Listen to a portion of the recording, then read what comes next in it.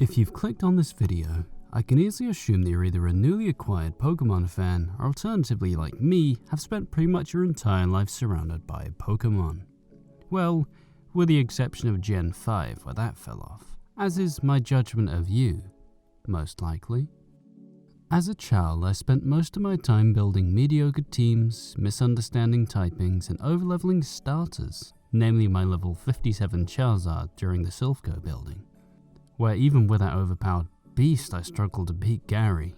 That Lapras was a monster, and somehow difficult to younger me. Now, I'll preface that by expressing, Pokemon is not innately hard. The system in itself is quite simple, being a rock paper scissors contest. Albeit a contest with 18 different options, but a three-way system nonetheless. Admittedly, young Aqua was not proficient in the typings. It may have made my journey more difficult, but not drastically. The common theme is difficulty, and how the Pokemon team enforces it. Growing up with Fire Red and Emerald, my playtime was often dominated by grinding. But levels are important. Even if you had a super effective move, it was typically weaker, and the gym leaders usually had a counter. A gym battle or a rival battle in these games weren't held together by a Mega Evolution, a Z move, or a Dynamax. You had to build a team, and if you didn't have a super effective Pokemon, may as well give it a couple tries and, well, a couple more. To avoid sounding scathing, I'll give praise to Mega Evolution. I thought it was a cool idea and a way to appreciate some of our favourite Pokemon. It was significantly broken though. Most dragon types who had a Mega would average around 700 stat points.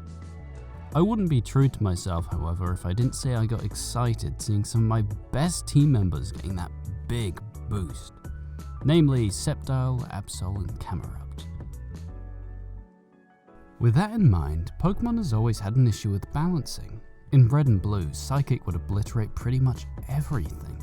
And from Pokemon Red up to Black and White 2, you usually learn the best move far beyond normally achievable levels, i.e. Leafeon getting Leaf Blade at level 71.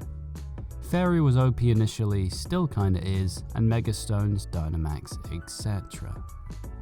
Turns out Leaf Blade at 71 is slightly taking the piss, and they tank the levels to make the best moves attainable. Which I liked, made sense, and it was wonderful to get the moves I could never be bothered to grind for. It's a shame that this balance didn't last though. Pokemon X decided to streamline the games, and the leveling. Good news, right? Well, in Pokemon X, you could easily get up to level 60 or 70, whilst the moves were still stuck at 40 to 50. What could have happened is that you make the level cap on the moves a little higher, which would balance out with a faster leveling? Lapse of judgment there? Or was it just a lack of caring? Adversely, people found the game less engaging, and a common criticism being that it was too easy, and unfortunately it leads to my next point. From Pokemon X and Y onwards, the games have often just felt like do super effective move, press A, then move on. The lack of power and importance of leveling was gone.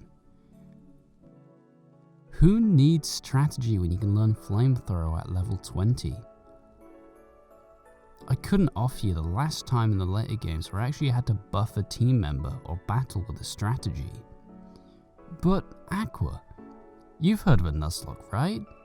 Right. For the uninitiated, a Nuzlocke run is a hard mode where you adhere to a set of rules, some interchangeable, but I'll present to you the basics. You can only catch the first Pokemon you see in each route, which incentivizes using different Pokemon than you usually do. You must nickname the Pokemon to form more of an attachment, and finally, if your Pokemon dies, it's dead, and you're not allowed to use it anymore, which heightens battles and encourages strategy. Nuzlocke challenges to the core are fantastic. They help build memories, stories, and immersion. Your team is important to you. All you have to rely on is each other. These add risk when Pokemon hasn't really engaged a lot of its audience for years. And it shows. Who would want to watch a generic Pokemon playthrough when you can watch it with more challenge? And well, visually a lot of these layouts are stunning. Are they personally for me? No.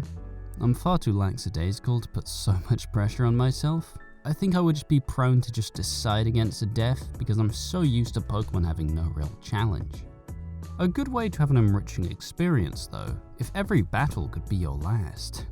It dawns on me that this may have become the default way most people play this game, and that's a failure on the developers. But then the Pokemon team opting for money over fans? Haha, never. Nuzlockes shouldn't be used to bolster the dev team's balancing issues, and I refuse to handicap myself because they can't make an engaging Pokemon game. I say this ahead whilst I nervously anticipate the Diamond and Pearl remakes. Will they keep the challenge? By this point, I can't tell you. There was something so upsetting to me about Sword and Shield. My team was already acquired halfway through, my moves were already 80 power, why would I handicap myself because the game made it too easy? I get that they didn't have much time, but the trajectory of balance issues have been wonky since X. But hopefully Brilliant Diamond and Shining Pearl are a return to form. No mediocre gimmicks, just an inspiring Pokemon adventure. The groundwork has already been laid. Don't mess it up, Pokemon team. I refuse to handicap myself because the dev team can't balance. If they continue down this route, I could see my Pokemon journey ending when the games go beyond the Switch.